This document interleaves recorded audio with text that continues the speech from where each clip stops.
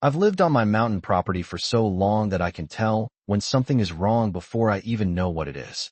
Maybe that sounds strange, but when you spend 30 years waking up to the same woods, the same birds, the same shadows moving across the ridges, you notice when the mountain feels different. That morning, I stepped out onto my porch with a cup of coffee and immediately froze. The sunlight hit me right in the face. Now that might not sound like a big deal, but the reason it stopped me cold was because that had never happened before. Ever. My cabin sat tucked deep inside a hardwood forest, surrounded by towering oaks, poplars, and hickories that had been growing there for decades. The trees filtered the morning light, kept the place cool during the summer, and gave me the kind of privacy most people spend their whole lives looking for. But that morning the sunlight came crashing through like someone had opened a giant hole in the side of the mountain. I set my coffee down and just stared. Something was missing. I couldn't figure out what at first, but my gut already knew. I grabbed my boots and started hiking uphill toward the ridge above my property. The farther I climbed, the quieter it got. No birds, no squirrels, no rustling leaves, just silence. Then I reached the clearing, and honestly, my stomach dropped. It looked like a war zone. A massive corridor had been carved straight through the forest, nearly the width of a football field. Every tree was gone. Stumps covered the ground like gravestones. Piles of branches and shattered trunks were scattered everywhere. Bare dirt stretched down the mountainside where healthy forest had stood only days before. I remember standing there thinking maybe I had taken a wrong turn somehow. Maybe this wasn't real. Then I saw the property markers. My markers. That's when the anger hit. This wasn't just damage on the neighboring property. The cut extended deep onto my land. Somebody had wiped out a section of my forest like it didn't matter. The thing is, the ridge above me had recently been purchased by a developer named Brandon Mercer. At least that's what everyone in town knew him as, the guy from the city with the expensive truck, expensive sunglasses, and expensive opinions. He'd bought the ridge a year earlier and immediately started talking about building what he called a statement home. Every conversation somehow came back to the view. The view. The view. The view. Apparently no one had explained to Brandon that mountains come with trees. His dream house was supposed to be all glass walls and steel beams hanging off the side of the ridge like something out of an architecture magazine. Personally, I didn't care.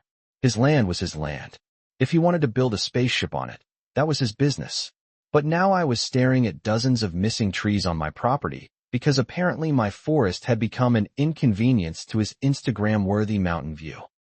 I found him later that afternoon standing near a stack of construction materials, flipping through plans like nothing had happened. I walked right up and asked if he knew who had cut the trees. He barely looked at me. Yeah, he said casually.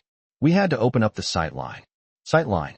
Like he was talking about trimming a hedge instead of destroying decades of growth. I told him the cut crossed onto my property. He shrugged. Actually shrugged. Then he said something I'll never forget. Come on, man. They're just trees. Just trees.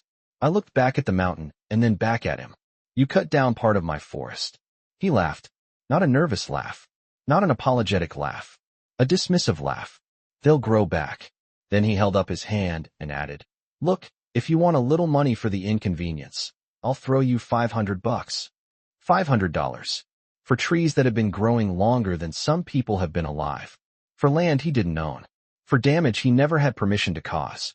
The craziest part wasn't even the offer. It was how confident he looked when he said it. Like he genuinely believed money solved everything. Like property lines were optional if you had enough cash. Looking back now, I think that was the moment this stopped being about trees. It became about arrogance. It became about a man who thought success placed him above everyone else. I told him to stay off my property, turned around, and left before I said something that would get me into trouble. On the drive home, I kept replaying the conversation in my head. The shrug, the laugh, the $500. Every mile made me angrier. By the time I reached my cabin, I wasn't wondering whether I should call a lawyer anymore. I was wondering how badly Brandon Mercer had underestimated the consequences of what he'd just done. And as it turned out, he had made a mistake that was about to cost him far more than a mountain view.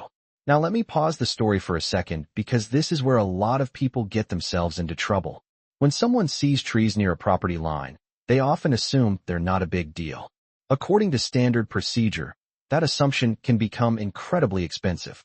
From a legal perspective, Mature trees are not treated like weeds or overgrown bushes. In many states, they are considered valuable property, and once you cross onto someone else's land and remove them, you're not just creating damage, you're creating liability. What made this situation even worse was the mindset behind it. This is a psychological trap that successful people sometimes fall into. They become so focused on achieving a goal that they start viewing obstacles as inconveniences instead of rights belonging to other people. Brandon wanted a better view, and somewhere along the way he convinced himself that his desire mattered more than a property boundary. The lesson here is that entitlement often disguises itself as practicality. People tell themselves they're just solving a problem, when in reality they're ignoring rules that exist for a reason. And trust me, that distinction was about to become very important. The next morning I called a local attorney named Walter Hayes, a guy whose family had been handling land disputes in the mountains longer than most people could remember. I brought him photographs, property maps, and a copy of my survey. He spent about 10 minutes looking through everything before leaning back in his chair and smiling the way a mechanic smiles when someone brings in a truck with an obvious problem. "Well," he said, "your neighbor may have just bought himself a very expensive view." That was the first time I realized this situation wasn't nearly as simple as Brandon thought it was. Walter immediately hired a consulting forester to inspect the damage. A week later, we walked the property together. The forester measured every stump, identified every species, estimated the age of each tree, and documented the entire corridor that had been carved through the forest. Watching him work was fascinating because he wasn't looking at random trees. He was looking at evidence. Every measurement mattered. Every photograph mattered. Every stump told part of the story. By the end of the inspection, the numbers started coming together, and they were a lot bigger than I expected. The loss wasn't based solely on lumber value. It included replacement costs, environmental impact, and the actual market value of mature hardwoods. When the report was finished, Walter slid it across his desk and let me read the total. I remember blinking twice because I thought I had misread it. The damages exceeded $40,000. Under applicable statutes, that number could potentially be multiplied. Suddenly Brandon's $500 offer seemed even more ridiculous than it had the day he made it. Walter drafted a formal demand letter and sent it to Brandon's attorney. We weren't asking for anything outrageous. We simply wanted compensation for the damage that had already been documented. A few weeks later, the response arrived. Brandon's legal team dismissed the claim, accused us of exaggerating the loss, and offered a settlement that wasn't even close to covering the damages. It was one of those moments where you realize the other side still doesn't understand the situation. They believed intimidation would work. They believed delay would work. Most of all, they believed they were dealing with someone who would eventually get tired and walk away. They were wrong. Walter filed the lawsuit. Once the case entered discovery, things became very interesting. Documents started changing hands. Depositions were scheduled. Survey records were reviewed. Contractors were questioned. That's when we discovered something that transformed the entire case. Up until that point, Brandon's defense rested on the idea that a mistake had been made. Maybe the property line wasn't clear. Maybe the crew misunderstood instructions. Maybe everyone was simply confused about where one parcel ended and another began. It wasn't a great defense, but at least it was a defense. Then the surveyor testified. According to his records, the property line had been clearly marked before any work began. Bright boundary markers had been placed throughout the area. There was nothing ambiguous about them. Nothing hidden. Nothing difficult to understand. The line was visible. Then came the deposition that changed everything. The construction supervisor explained that before the cutting began, Brandon personally instructed workers to continue farther downhill than the original markings indicated. At first, the crew hesitated. The supervisor even asked whether the boundary markers should be rechecked. Brandon allegedly told them not to worry about it. He claimed the markers were wrong.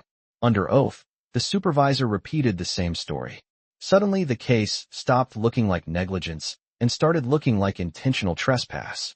Walter was thrilled, not because he enjoyed lawsuits, but because evidence had a way of cutting through excuses. If someone makes an honest mistake, courts often treat the situation one way. If someone knowingly ignores property boundaries and proceeds anyway, that's an entirely different conversation. From that point forward, Brandon's position deteriorated rapidly. Additional claims were added. The pressure increased. Settlement discussions restarted, But now the numbers looked very different. Brandon still refused to accept responsibility. I honestly think pride got involved. He had spent so much time acting like the smartest person in every room that admitting fault became impossible. So the case moved toward trial. Walking into the courthouse felt strangely calm. I expected nerves. Instead, I mostly felt curiosity. I wanted to see how Brandon would explain his actions when every witness was required to tell the truth. One by one, they testified. The surveyor explained the boundary markings. The forester explained the value of the trees. The construction supervisor explained what happened before the cutting began. Their testimony aligned almost perfectly. Different people, different backgrounds. Same story. Brandon's attorney tried hard to challenge the witnesses. He suggested misunderstandings. He suggested confusion. He suggested memory problems. But the facts remained stubborn. Documents matched testimony. Photographs matched reports. Measurements matched maps. Piece by piece, the defense collapsed under its own weight. Then Brandon took the stand. That turned out to be a mistake. Instead of showing humility, he doubled down. He insisted he believed he was right. He insisted the issue had been exaggerated. At one point, he even implied that nobody should care so much about a few trees. I watched several jurors react to that comment. It wasn't dramatic. It was worse. It was the look people give when they've already made up their minds. By the time closing arguments arrived, the outcome felt inevitable. Walter stood before the court and explained something simple. Property rights only matter if they're enforced. If someone can cross a boundary, destroy valuable resources, and then dismiss the damage with a shrug, ownership becomes meaningless. The argument resonated because everyone understood it. You didn't need to own 40 acres of mountain land to understand the principle. A line existed. Brandon crossed it. The judge eventually issued the ruling. The compensation for the destroyed trees was substantial. Additional penalties were imposed because the conduct appeared intentional. Legal fees were awarded. Most importantly, Brandon was required to fund a restoration plan designed to repair the damage done to the hillside. The total financial impact approached $200,000. The courtroom went completely silent. Brandon looked stunned. Not angry. Not frustrated. Stunned. It was as if he had finally encountered a reality that money and confidence couldn't immediately solve. Then came the second wave of consequences. Because judgments don't magically disappear, legal mechanisms kicked in. Claims were attached to assets. Financial institutions became aware of the situation. Lenders started asking questions. Construction financing became uncertain. Investors became nervous. The dream project that had inspired all of this began unraveling from the inside out. Over the following months, work slowed dramatically. Equipment disappeared. Contractors stopped showing up. Materials sat exposed to weather. What had once been marketed as a luxury mountain masterpiece slowly transformed into an expensive reminder of bad decisions. Eventually, Brandon sold the property. The sale price wasn't what he wanted. Between the judgment, legal expenses, delays, carrying costs, and restoration requirements, the financial damage became enormous. Ironically, the very view he had been so desperate to create ended up costing him far more than he could have imagined. Meanwhile, the restoration effort began. Crews planted young native trees throughout the damaged area. At first, they looked tiny against the mountain landscape. Little saplings standing where giant hardwoods once towered. But nature has a way of being patient. Seasons passed. Rain fell. Roots spread. New growth appeared. Every year the hillside looked a little healthier. Every year the scar became a little less visible. And every time I walked that section of the property, I was reminded that some victories aren't measured by money alone. Sometimes they're measured by accountability. Sometimes they're measured by seeing someone finally learn that boundaries exist for a reason. And sometimes they're measured by watching a forest begin to grow back after someone else thought it was disposable. 3 years have passed since all of this happened. And every now and then I still hike up that same slope and stop where the damage began. The difference now is that instead of seeing bare dirt and broken stumps, I see rows of young hardwoods reaching toward the sky. They're nowhere near the size of the trees that were lost. Not yet anyway. But they're alive, they're growing, and in a strange way they remind me of something bigger than a property dispute. They remind me that most consequences take time. That's something a lot of people forget. We live in a world where everybody expects immediate results, immediate victories, immediate justice. Real life usually doesn't work that way. Sometimes the people who cut corners seem to win at first. Sometimes the arrogant guy gets the better view. Sometimes the person following the rules feels like the fool. But eventually reality catches up. Eventually decisions mature, just like trees do. Looking back, I honestly don't think this story was ever really about timber. It wasn't even about money. Sure, the judgment mattered. Sure, holding someone accountable mattered. But the deeper issue was respect. Respect for boundaries. Respect for property. Respect for the idea that your goals don't automatically become someone else's obligation. From a legal perspective, that's why property rights exist in the first place. They're not there because lawyers enjoy paperwork. They're there because society functions better when people understand where their rights end and someone else's begin. What fascinated me most was watching the psychology unfold. This is a psychological trap that catches more people than most realize. When someone becomes successful, wealthy, or influential, they sometimes start believing obstacles are unfair simply because those obstacles stand between them and what they want. The problem is that reality doesn't care how important you think you are. Property lines don't move because you're ambitious. Rules don't disappear because you're confident. The lesson here is that entitlement often grows quietly. Most people don't wake up one morning and decide to become the villain in someone else's story. Instead, they justify one shortcut, then another, until eventually they're standing in a courtroom wondering how everything went wrong. According to standard procedure, Brandon probably could have achieved a beautiful view legally. He could have talked to neighbors. He could have negotiated. He could have explored alternatives. Instead, he chose the fastest path, and the fastest path became the most expensive one. That's the irony that still makes me shake my head. The thing he wanted most was a better view, yet his obsession with getting it ended up costing him the entire project. Meanwhile, the forest he considered disposable is slowly coming back. Nature is funny that way. It doesn't care about egos. It doesn't care about luxury homes or expensive trucks or who thought they were in charge. Given enough time, it just keeps growing. So I'm curious what you think. If you were in my position, would you have taken the settlement and moved on? Or would you have gone all the way through the legal process? And if you were in Brandon's position, at what point would you have admitted the mistake? Let me know in the comments because stories like this always spark strong opinions. Some people think a tree is just a tree. Others think property rights should be defended no matter the cost. Personally, I think the answer is somewhere in the principle behind it all. Because once people start deciding which boundaries matter and which ones don't, everybody eventually loses. Thanks for watching, and if you enjoy stories about property disputes, boundary battles, HOA conflicts, and unexpected legal karma, make sure to like the video, subscribe to the channel, and stick around for the next story.